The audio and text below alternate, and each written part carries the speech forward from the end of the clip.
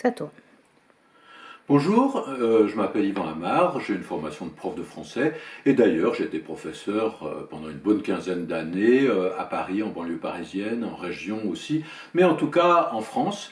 Et puis parallèlement je me suis intéressé à la radio et maintenant ça fait quand même une trentaine d'années et même un petit peu plus que je fais de la radio pour le secteur public français, c'est-à-dire pour des stations comme France Culture, beaucoup, France Musique, beaucoup, et surtout pour RFI.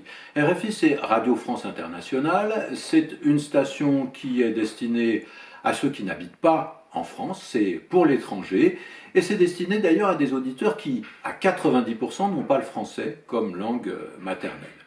Alors sur RFI, je continue à travailler. Tous les jours, il y a le mot de l'actualité, qui est une chronique qui prend un mot dans l'actualité pour éclairer son sens, mais aussi son contenu, ses sous-entendus, ses niveaux de langue, pour rendre son utilisation plus facile.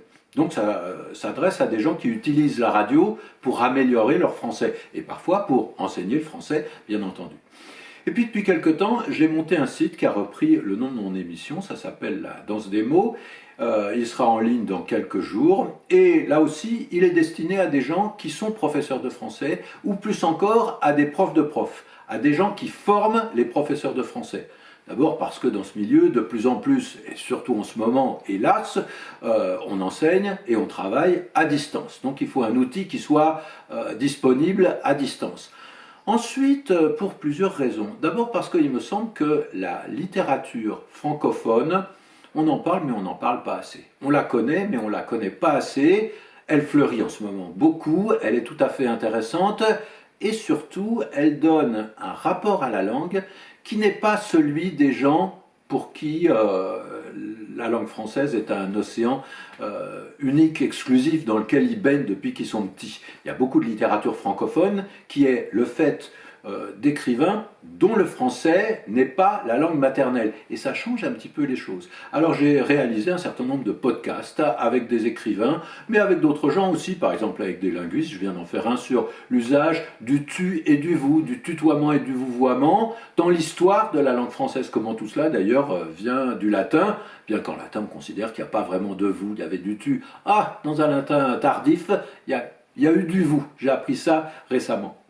Alors ça s'adresse donc à des gens qui apprennent ou qui enseignent le français et je propose un certain nombre d'entretiens, par exemple avec des écrivains.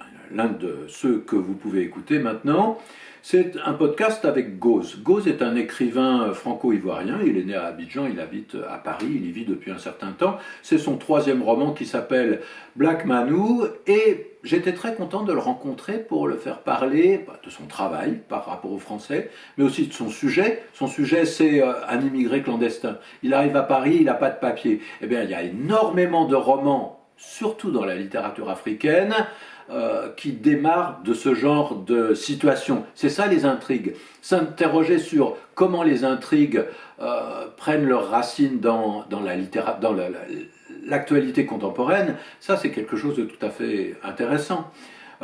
Ça permet aussi de savoir comment un roman peut être l'histoire d'une désillusion, mais peut-être l'histoire d'un nouveau départ, d'une nouvelle naissance.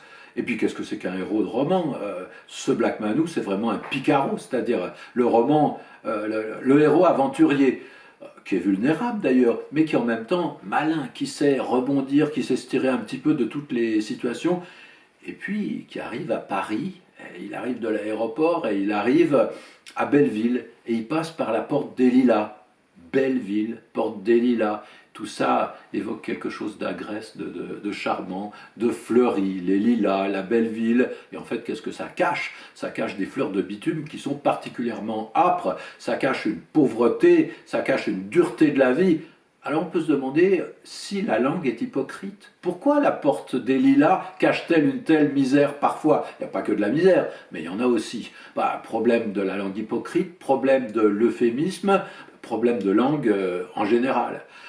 Alors, est-ce qu'un tel podcast peut vieillir? Oui, évidemment, puisque le roman de Gauze, il est tout récent. Il a 2 mois, je crois. Dans un an, il sera vieux. Mais de toute façon, le podcast que je propose, il est renouvelé de semaine en semaine. Il y a une nouvelle proposition qui est hebdomadaire. Et à partir de là, j'aimerais bien attirer l'attention sur le fait que les podcasts sont très très utiles parce qu'ils nous mettent en face de l'oral.